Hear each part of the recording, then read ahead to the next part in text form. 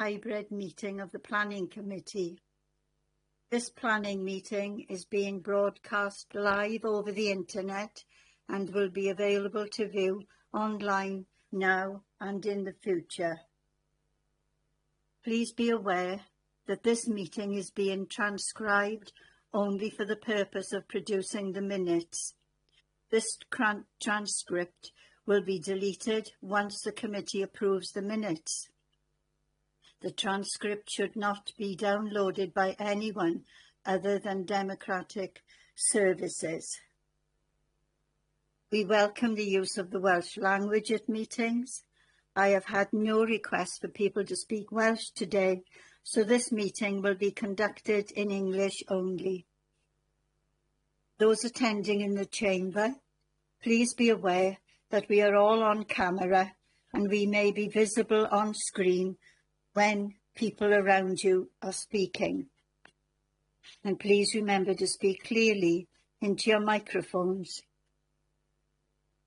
Committee members participating remotely, can you please refrain from using the chat function and instead use the raised hand icon to indicate when you want to speak. Please remember to keep your microphone muted when you are not talking. May I remind members that as per statutory guidance made under Section 4 of the Local Government Wales Measure 2011 and our formally adopted hybrid meeting policy, any member attending a meeting remotely must be able to be seen and heard by the members and officers who are attending the meeting, as well as by members of the public viewing the meeting. So can I ask that you all please use your cameras for the duration of the meeting? Thank you. Right, moving to the agenda. Agenda item 1, attendance and apologies. Jay, do we have any apologies? Thanks, Chair. No apologies for today's meeting. Thank you. Agenda item 2, declarations of interest. Jade, could you please ask members in alphabetical order to state whether they have any interest to declare? Of course, thanks, Chair. Starting with Councillor Ashley, please. Yes, member of Cumbrian Community Council, and also member of Torvine Friends of the Earth, non-prejudicial, both of us non-prejudicial. Thanks, Councillor Ashley. Councillor Evans, please. None that I'm aware of, thank you, Jade. Thank you. Councillor Hawler, please. Member of Pontypool Community Council. Thank you. Councillor Gaynor James, please. None from me. Thank you. Councillor John James, please. None from me. Thank you. Councillor Janet Jones, please. None I'm aware of. Councillor Mark Jones, please. None I'm aware of. Thank you. Yourself, Chair. Nothing to declare. Thank you. And Councillor Slade, please. Nothing to declare. Thank you. Thank you, Jade. We go on to item agenda 3, minutes of the Planning Committee from the 20th of August 2025. Members, could you possibly state whether you have anything to raise in relation to the minutes? If not, I will take them as approved. I can't see any hands up, so we'll take them as approved. Thank you. Agenda item 4, amendment to scheme of delegation for planning matters. Can I ask Polly Ellis, Head of Legal Services, to present the report, please? Thank you, Chair. Good morning, members. The purpose of this report is to amend the scheme of delegation for planning matters to take account of the new organisational structure of the Council. As you'll be aware, the Planning Committee may establish a scheme of delegation giving officers powers to make decisions on such terms as the committee consider appropriate. Within that scheme, the Strategic Director Economy Environment is delegated the 3 functions listed at paragraph 3.2.1 A to C of the report. As a result of the new organisational structure of the Council, the role of Strategic Director, Economy and Environment has been removed from the organisational structure. The Joint Director, Neighbourhoods and Environment, is now responsible for those functions listed in 3.2.1a to c. It's proposed that the scheme of delegations be amended to authorise the Joint Director to exercise decisions relating to those functions within the constraints of the scheme of delegation. The delegations to the Group Leader Development Management remain unchanged. There's been consultation, and as you'll note at paragraph 5, the Monitoring Officer, the Joint Director, Neighbourhoods and Environment have been consulted. The Acting Joint Director of Economy and Place has also been consulted and is in agreement. It's recommended that members, and I apologise for the typo of using the word approved, not approve, that members approve the change to the scheme of delegation for planning matters. If the scheme is approved, the Monitoring Officer will be requested to update Appendix 9 of the Constitution to reflect this revised scheme of delegations. Thank you, Chair.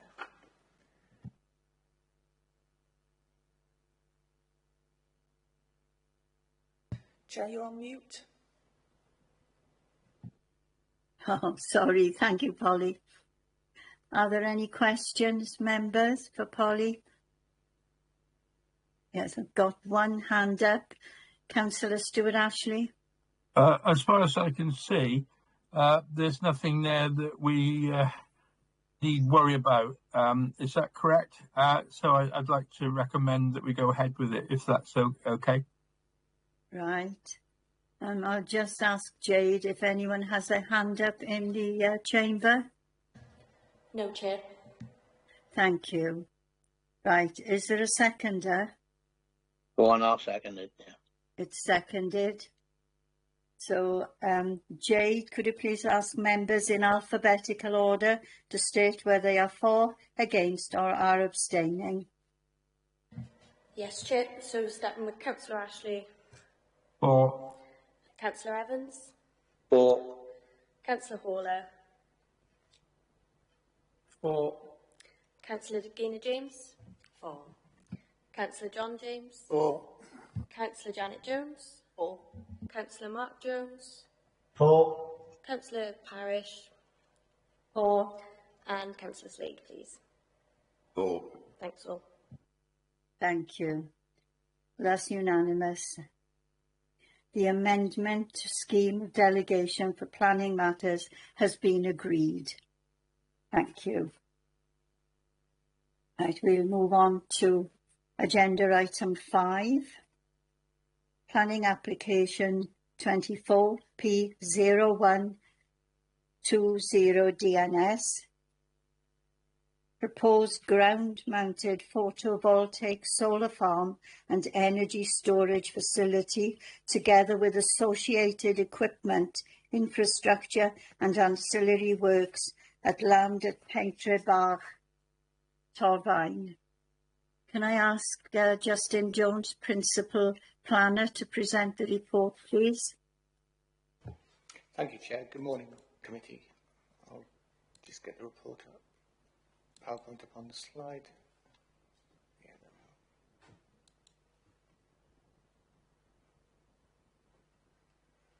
go. Okay, hopefully you can all see that. We've looked at this application before, Chair, previously in the year. So we then submitted a local impact report, and we've had additional information which are the subject of this discussion today. As you can see on site, on the red line is the application site. That hasn't changed. This was the original submission that we considered last time. They've made some minor changes to the scheme. They're outlined in a report for brevity. It's primarily they've moved the development away from the ancient woodland, and they've, in relation to the lime kilns, which are around about here, they've pushed it away from there as well, and they made some minor changes to the battery storage. Those changes have been considered acceptable by PEDU. As we know, Chair Committee, they are the determinating body for this application. One of the points that we raised in the local impact report was that we had concerns about the accessibility of Pentra Lane, and we required a swept path analysis to consider the whole lane. Members will recall that last time we looked at this information, it went around the junction, Newport Road at Pentra Lane. We were broadly happy with that. We then had concerns about the build-outs, which I'm highlighting here, and whether that could be accommodated. This updated drawing clearly shows that that could be done, which is good, but what it fails to do, Chair Committee, is that it hasn't considered swept path analysis around these bends, which is one of the key points that we have concerns with. And as you can see, it hasn't come up particularly clearly, is that on those bends, there are trees and there is hedgerows that we need to consider. Again, we've got the details, as you can see here, about the access and egress from the main entrance points. We had those last time and we were content with them.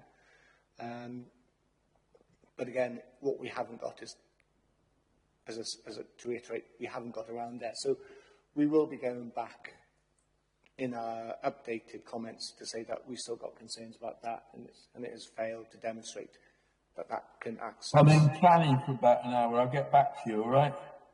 That we can access that safely. One of the points they have amended, which we are pleased with, is that you will recall that they were going to have traffic lights to control the road. They've now reverted back to Banksman, which is what has been agreed with the Highways Authority, so we're pleased with that.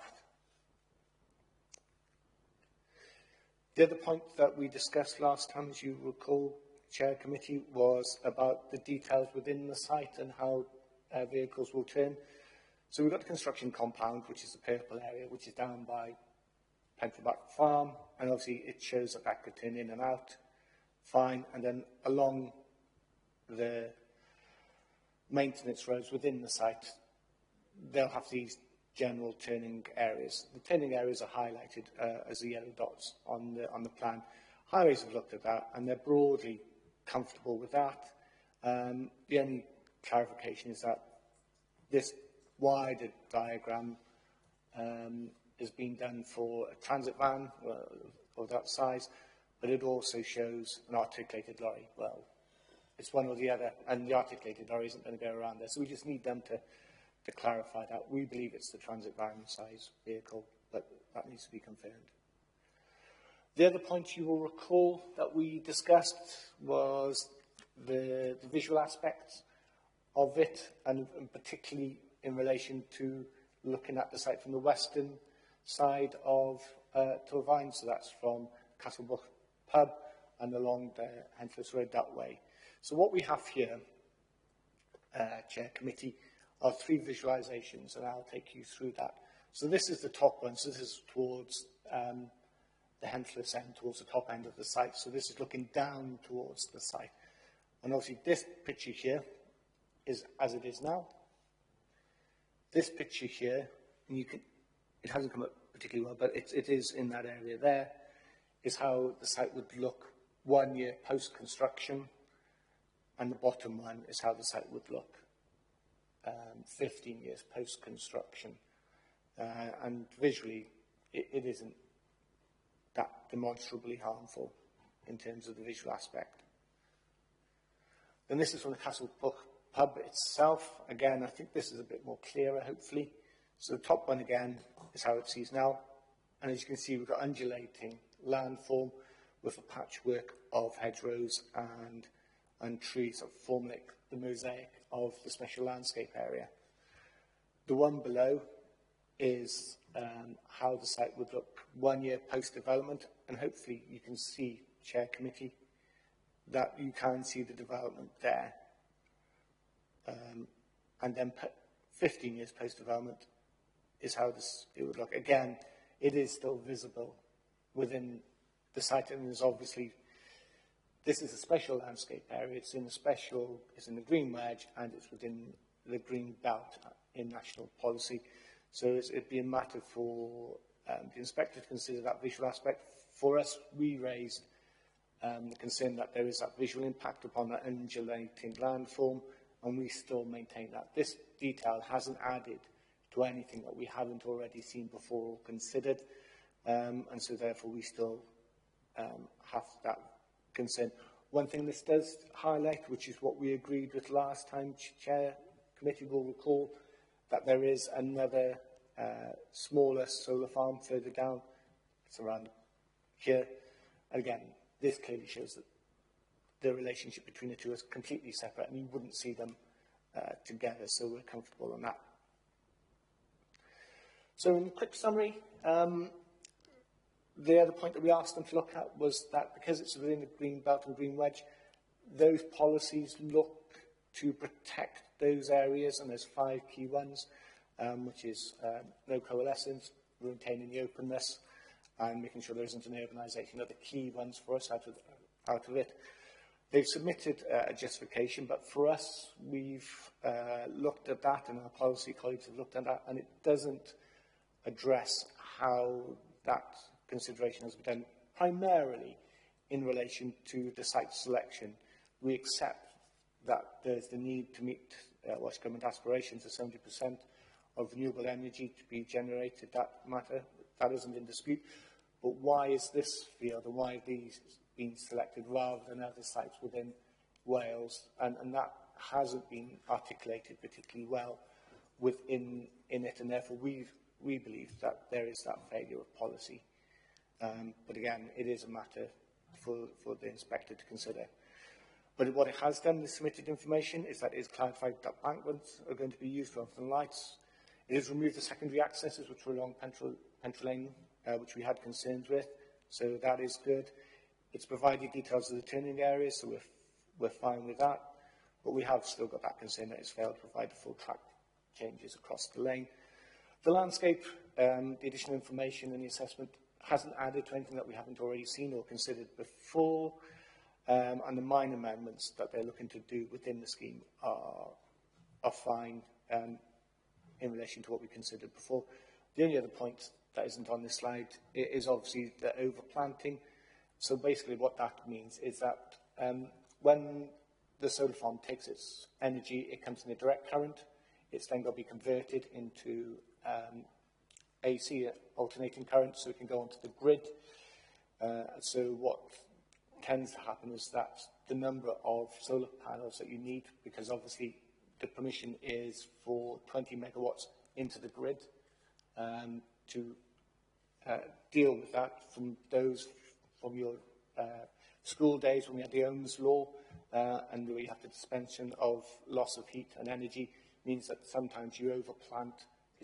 The DC current has got to be higher than the AC current for it to make that 20 megawatts. So obviously we just need to make sure that in terms of overplanting, that they haven't put more solar panels on to compensate, so that the back end of it, the 20 megawatts, is met. And obviously sometimes they do overplant because obviously during the winter it is not as light as long as it is in the summer, so they need to maximise the amount of sunlight and therefore energy that they can do. That for us, we need to make sure that the land take is as minimum as possible. So we've obviously put an additional condition on that you will see in the report that we've asked the inspector to consider, and obviously to look at that clarification from the developer that the actual land take is the absolute minimum they need to make their 20 megawatts. So that's the end of the presentation. Happy to take any questions. Thank you, Chair. Thank you, Justin. Got 2 hands up. Councillor Stephen Evans first. Thank you, Chair. Personally, I got a deep thing about the environmental impact this will have on the area. My other concern, I know because we got a notice report, is the amount of heavy vehicles that are going to be using the highways and this particular route through. Now, these vehicles are absolutely huge. The weight on them are really substantial, and it will have an impact for the people using this area. So that is my concern. Whether the inspector takes that on board, is another matter.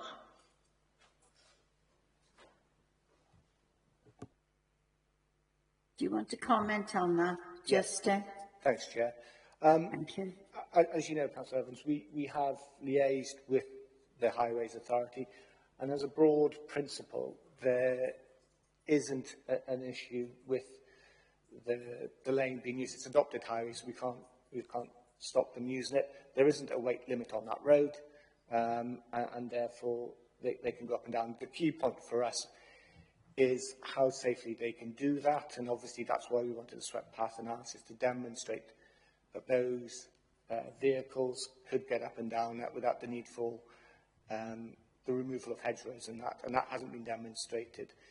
In terms of safety, obviously they have banksmen, so there'll be advanced warning. So within the pull-ins, there aren't a great deal along there, that's acknowledged, but they can pull in additional traffic to move that. And obviously one of the things that we have asked for is a construction environment management plan, and obviously that can look at the timings of when these vehicles can go up, down. So we'd want to do it outside peak times so that it can be done. The vehicles are different to those that are used for wind farms, so therefore they are lighter, but as a broad principle, it can be accommodated. It's just how we make sure that is done in a safe manner. Can I come back in, Chair, just to reiterate? Yes. I was more concerned about the local people using the road when these vehicles are actually there. Yeah, and that's acknowledged, Councillor, and obviously there are ways you can do that through conditions, arguably, and with the banksman rather than control of lights, because obviously lights will constrain, they go in platoons, is how it's worked out in traffic terms, but what we don't want to do is having the road backed up, and with having banksmen will allow that free flow of traffic, but critically they will be so in advance that they can pull in traffic, so we can get these vehicles in and out of the site, which is why the compound's bigger, to be honest, Councillor, so that they can move these panels all within the site, and then once they're in that compound, they then can then move them around within the development site, rather than steady flows of these things. So there has been some thought on behalf of the applicant. Right. Okay now, Councillor Evans? Yes, thanks, Chair. Right, thank you. Right, we'll move on to the next one. Councillor Stuart Ashley's got his hand up. Stuart? Thank you there. Thank you for what the thoughtful presentation. I know we're noting this, not saying anything else. I'm struck by this piece of land. I'm looking at special landscape area. Why is it a special landscape area? I have to ask myself the question, because it's one of the few, it's Greenbelt, it's one of the few bits of unique land we have left in the borough. It hasn't been heavily developed. It's agricultural land in the main. I'm trying to think whether there was anything done on it before. The only thing that goes through it is the canal and the road. So, and what's unique about the landscape is its openness and its downness or upness to Timbarland. It's a rather attractive piece of land. There's we've allowed one solar park on it already, but this thing is enormous in comparison. I have to ask myself, and you've done quite a good thing, a good evaluation on your environmental impact about why it is, but then consideration by the inspector as to whether it's should be here or elsewhere in Wales. I noted what you said on that. Why if we have this here, it will stop any development of Cwmbran coming south, because that'll be in the way. So that is a question which I think you've raised. Interesting question, I thought. Why not elsewhere in Wales? Because these things are movable. They don't impact up like a wind turbine would. But then you have to weigh this up against the actual landscape. And bear in mind, when we go up to Brecon, whatever it is in Welsh, Brecon Beacons, they don't allow these things in the beacons for the landscape impact. We don't have that planning requirement on us, but you've actually mentioned it. It is one of the one of the one bits of our borough, which does look good, and it comes from Lantana Abbey, and that whole landscape round there, which hasn't stopped us developing. But that is a question I think I have. The other is the actual impact on the wildlife in the area, which it does go into in this report. And I think I raised last time, having gone to a meeting there, organisation, there's a lot of amphibians and bats and things there, which you can observe if you walk down there. And we have to be mindful of nature emergency, because at the end of the day, that is one of the few wild places left in our borough. I would raise that question, and certainly coming down off the mountain, there's a lot of stuff there.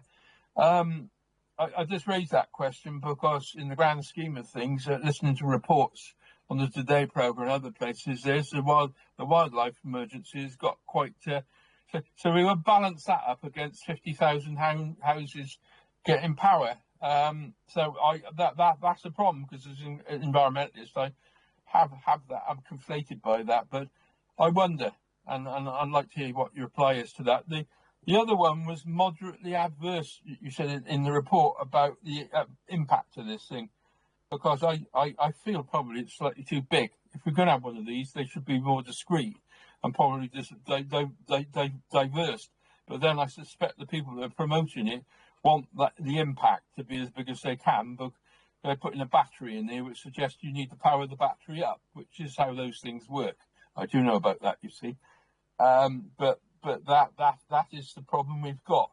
Could you comment on that? I hope I've not done too much there, but having studied this stuff for a while, that is the question I have. Justin, would you like to comment? Thank you, Chair. Thank you, Councillor Ashley, for your questions. I think there are three in there.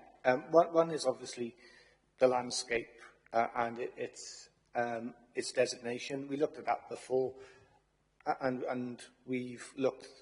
The designation is obviously a material consideration because it's in our local development plan. That would all have been looked at that time, and obviously we used a land map methodology that assesses that. And we looked at that before, and this is, don't forget, Chair, Committee, that this additional information is in relation to the local impact report that we've submitted. So we can't really go over all grounds that we discussed before. In terms of ecology, the ecologist has looked at it, and there are some benefits to this proposal. Yes, there is some loss of hedgerow, but there is mitigation for that, and there are a significant amount of trees, and we discussed that last time. And with the management of the site, it could create ecological beneficiaries for the habitat, especially for bats, because then we can make sure that the flooring has the right type of invertebrates. That would be the nice food for the bats. So in terms of ecological, we're quite comfortable that that is addressed. But I suppose the key point in all this is that we need to make sure that the land take that is needed for this is the minimum amount, and obviously it is justified why it is in this area. Bearing in mind, it is special landscape area, it is green belt and green wedge, and obviously whilst you can have renewable energy within those areas, there has to be particularly good reasons for doing so. And again, for us, we're not sure that has been met. I think that's answered your questions in a nutshell, hopefully.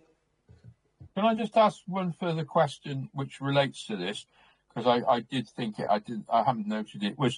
Would any of this area be applicable to being local nature, the other designation? Because I've wondered, we haven't designated it. You know, they're local nature reserves, because it does strike me that some of that had not got this designation would be applicable for the other designation that parts of Torvine have got, because there are aspects of this and some of it where it could be developed in the other way. I've just wondered whether the ecologists had said that, because there are elements around there, certainly Rougemont School and around there, where this would stop that happening. Had you had that discussion? I think the short answer to that question is no, but as you will know, nature reserves are designated under the Countryside and Wildlife Act 1981 as amended, rather than through the planning process. There are a number of sinks within the site which relate to the tributaries fundamentally, and obviously they have been considered by the ecologists, and overall it's considered that in terms of the nature conservation, which is obviously what Nature Reserve does, that this proposal will have a neutral effect upon that, but in some aspects are positive. But obviously you will know, Councillor Ashley, that in terms of nature reserves, one of the criteria is that it's got to be open to the public to enjoy the wildlife. Yes, there are a number of public rights of way across the site, but the public wouldn't have the same amount of rights as to go all over it, primarily because we don't own the land. And obviously we'd have to have that negotiation with the landowner for it to be a nature reserve. And again, I'm not aware of that, if those discussions have been had, but at this moment in time, where we're making a decision, or where the inspector is making a decision, it isn't a nature reserve. So we would be extinguishing quite a few public footpaths through there as well. There is one public rights of way that would need to be partially diverted, but the rest of the public rights of way are remaining intact. Thank you for that. I'll shut up now. Right, thank you. Right, we have another questioner. Councillor Alan Slade. Thank you, Chair. I'd like to talk about the junction with Newport Road and the section of Pentre Lane from the sort of Newport Road down to the overbridge over Cumberland Drive. Now, I've looked at the swept path analysis, and clearly they're going to be approaching the junction from the south. The swept path analysis says they're going to have to cross over to the other side of the road to be able to turn into Pentre Lane, so we're going to need to stop the traffic on Newport Road, right? The southbound traffic, to allow them to turn. As they enter Pentre Lane, it's worth remembering it's basically going to be one way. So any traffic going east in Pentre Lane is going to have to stop somewhere down by Cumberland Drive, because there is no room for it to pass. So, could you just talk me through how this is going to work in practice? Because I think this the effect of the traffic is completely underestimated. Yeah.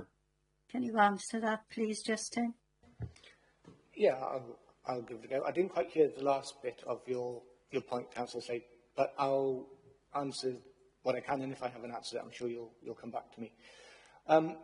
You're right in that the swept path analysis demonstrates that they have to veer on both sides of the road. So they have to go on Newport Road, they have to go across the other side of the carriageway, and then go down Pentre Lane itself. Again, because of the swing, they'll have to go across the other side of that carriageway as well.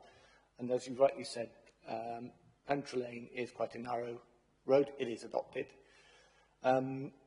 The issue of access, which would have to be done through agreement, but that's where the camp comes in, is that you're right, is that along that lane, as you go down to there, they will need to push cars into the side, into the passing bays, so that the traffic can get down. So obviously one of the things you will want to do is to make sure that that lane, because there will be disruption, we accept that, is that it would have to be done outside peak times to move that traffic going forward.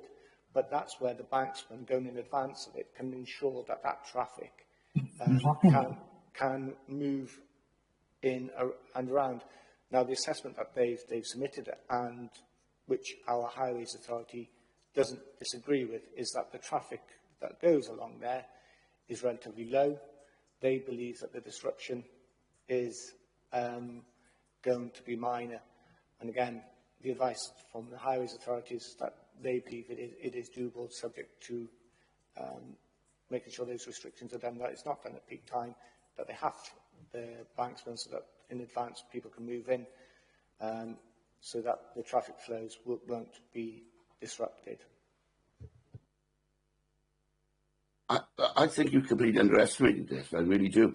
The lane, there's a sign at the entrance to the lane on Newport Road, which says it's unsuitable for HGVs. Now, whilst I know that that isn't a statutory thing, it's an advisory notice, if you like.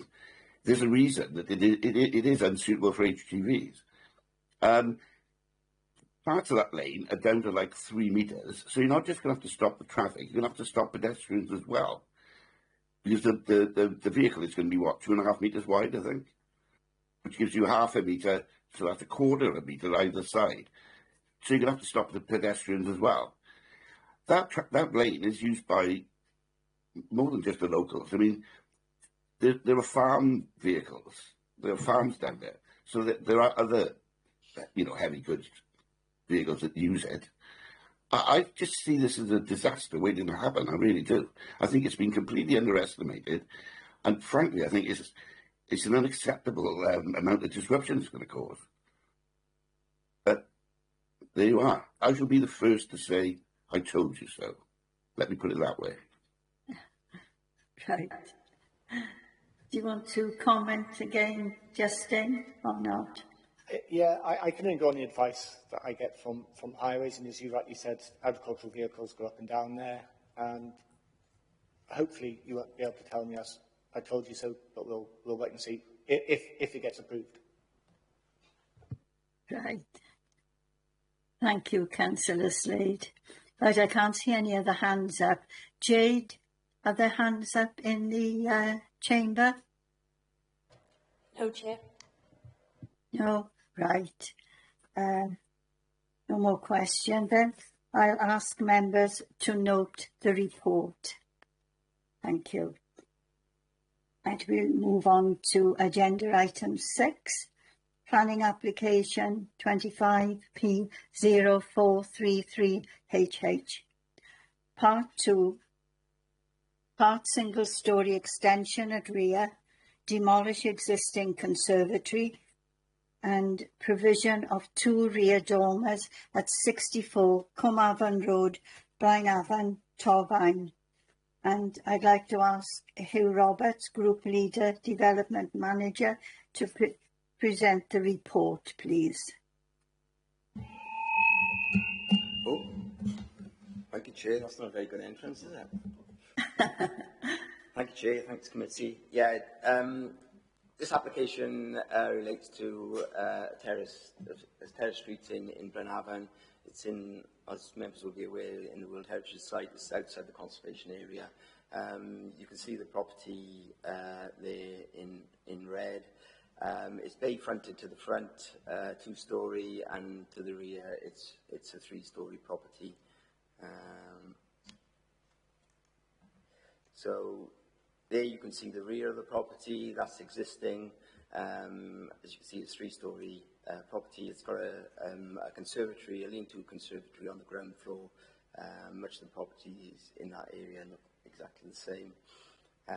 This is the proposal. As you can see, it's a 2-storey extension, part 2-storey extension, part single-storey extension to the rear, with 2 small dormers in the roof form to provide office space in the roof. So that's the site highlighted there. As you can see, as I said, many of the properties are similar in their appearance to the back.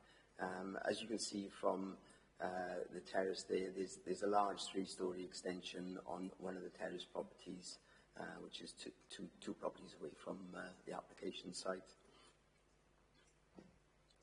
There is again the site. As you can see, there isn't any car parking on the site, but access is from a rear lane. The application has been consulted. There's no objections as a result of the consultation exercise undertaken or any objections from neighbouring properties.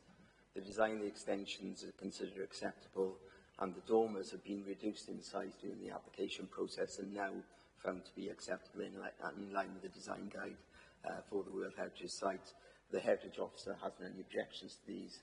Therefore, the application is recommended for permission subject to the conditions highlighted. There is a proposal for 1 back box one sparrow box to the front of the site, north elevation. Thank you, Chair. Thank you, Hugh. I've got one hand up at the moment. Councillor Stuart Ashley. This is remarkable because nobody objects to anything. I was actually going to say that, and normally we get these in Cwmbran when people put back extensions on, but no, looking at it, thank you, Hugh.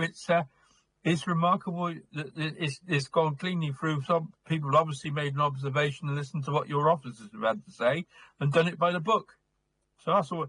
Unless anybody's got anything to say, that looks a straightforward job to us. I might be proved wrong. Right, I don't want to say that, but that looks remarkable. Somebody's done the job. Right, any other questioners? Jade, is there anyone in the chamber? Councillor Jones has a question. Thank you, Chair. Right. I really have no objections against this application, and I really Yes. do recommend that we accept it. Thank you. I'll second that. It's seconded. Right, we'll ask if... no, I can't see any other hands up. I'm surprised about that. Right, Jade, could you ask members in alphabetical order to state whether they are for, against or abstaining to this application? Of course, Chair. Starting with Councillor Ashley, please. For. Councillor Evans? For. Councillor Haller? For. Councillor Gaynor James? For. Councillor John James? For. Councillor Janet Jones? For. Councillor Mark Jones? For. Yourself, please, Chair. For. And Councillor Slade, please. For. Thanks all. Thank you, Jade. Right. This application has been approved with conditions. Right. Thank you all. And thank you all for your attendance and your contributions. I'll now close the meeting.